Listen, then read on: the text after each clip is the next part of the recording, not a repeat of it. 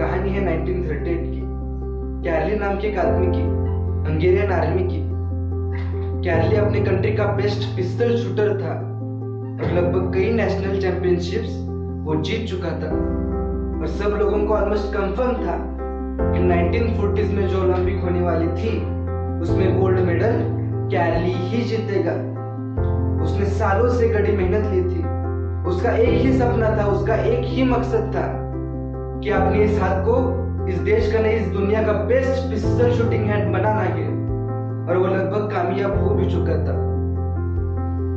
लगभग 2 साल पहले 1938 में उसके कंट्री में एक आर्मी कैंप चल रहा था और बल्कि वो आर्मी में था ही।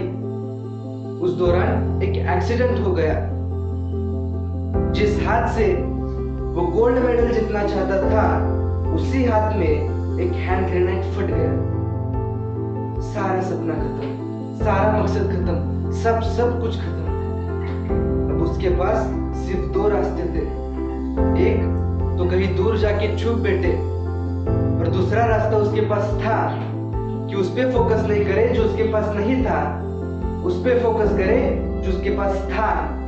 और उसने दूसरा रास्ता चुना। और क्या था उसके पास?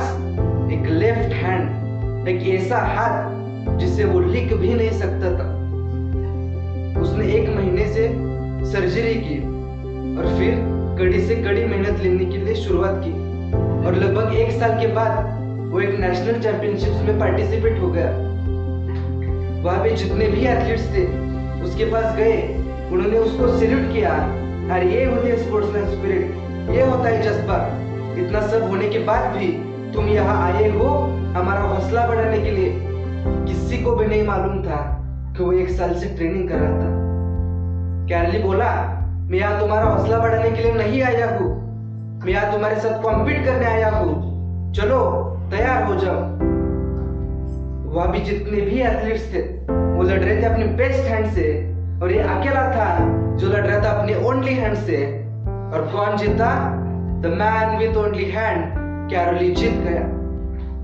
अब उसका एक ही सपना था कि अपने इस हाथ को इस दुनिया का बेस्ट पिस्टल शूटिंग हैंड बनाना है। उसने अपना सारा फोकस उठा के डाला 1940s के ओलंपिक में। मगर 1940s में जो ओलंपिक होने वाली थी वो कैंसिल हो गई सेकेंड वर्ल्ड वॉर की वजह से। उसने अपना सारा फोकस उठा के डाला 1944 के ओलंपिक में। मगर 1944 में जो ओलंपिक होने वाली थी वो भी कैंसिल हो गई सेकेंड वर्ल्ड वॉर की वजह से। अब उसने अपना सारा फोकस उठा के डाला 1948 के ओलंपिक में। जब वो 1938 में था तब उसकी उम्र थी 28 इयर्स, अब हो गई थी 38 इयर्स। और जो यंगर प्लेयर्स आते हैं उनके साथ कॉम्पीट करना बहुत मुश्किल हो जाता है। मगर मुश्किल नाम का वर्ड उसके डिक्शनरी में था ही नहीं। वो इस कंपटीशन में पार्टिसिपेट हो गया और वहां जितने भी एथलीट्स थे वो लड़ रहे थे अपनी बेस्ट हैंड से और वो अकेला था जो लड़ रहा था अपनी ओनली हैंड से। और कौन जीता? The man with only hand, Karoly जीत गया। कैरली ओलंपिक जीत गया और वो तब भी नहीं रुका। उसने अपना सारा फोकस उठा के डाला 1952 में ओलंपिक में। 1952 के ओलंपिक में वो पार्टिसिपेट हो गया और कौन जीता?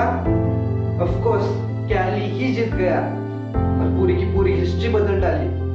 उसके पहले किसी भी एथलीट ने लगातार 2 कॉम्पिटिशन्स में 2 गोल्ड मेडल नहीं जीते थे। कैरोली ने जीत लिया और कैरोली ने पूरी की पूरी हिस्ट्री बदल डाली। अब अगर लूजर्स के पास जाते हो तो आपको लंबी लिस्ट मिलेगी कि मैं इस वजह से हार गया, इस वजह से मैं अपनी जिंदगी में फेलियर हो गया। मगर आप विनर्स के पास जाते हो तो उसके पास 1000 सॉल्यूशंस आपको मिलते हैं कि ना करने की, और एक वजह मिलती है जो करने की, और वो हमेशा कर जाता है। आप ही डिसाइड करो कि आपको लूजर्स बनना है या कैरोली जैसा विनर बनना है। Thank you.